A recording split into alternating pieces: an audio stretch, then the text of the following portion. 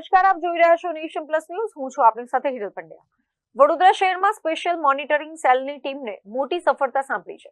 Jawahar Nagar police સ્ટેશનની હદમાં આવેલા કરોડિયા રમેશનગર વિસ્તારમાંથી એસએમસીની ટીમે દરોડો પાડી વિદેશી દારૂનો મોટો જથ્થો ઝડપી પાડ્યો છે. ચોક્કસ બાતમીના આધારે એસએમસીની ટીમે જવાહરનગર હદમાં આવેલા કરોડિયા રમેશનગરમાં દરોડો પાડ્યો હતો. આ કાર્યવાહી દરમિયાન રૂપિયા 4,30,000ની અંદાજિત કિંમતનો વિદેશી દારૂનો જથ્થો જપ્ત કરવામાં આવ્યો છે.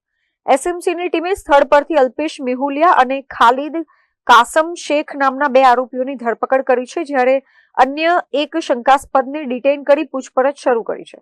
મહત્વની વાત એ છે કે આ જ સ્થળે અગાઉ સ્થાનિક જવાહરનગર પોલીસ દ્વારા બે વાર દરોડા પાડવામાં આવ્યા હતા, પરંતુ પોલીસને કોઈ સફળતા મળી નહોતી.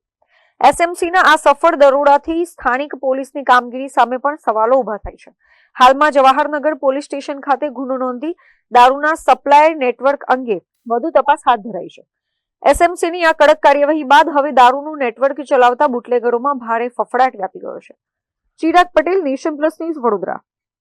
સમાચારોના સતત અપડેટ મેળવવા માટે અમારી નેશન પ્લસ ન્યૂઝની યુટ્યુબ ચેનલને સબસ્ક્રાઇબ કરો, બેલ આઇકન દબાવો અને જોડાયેલા રહો ફેસબુક, ઇન્સ્ટાગ્રામ અને ટ્વિટર પર.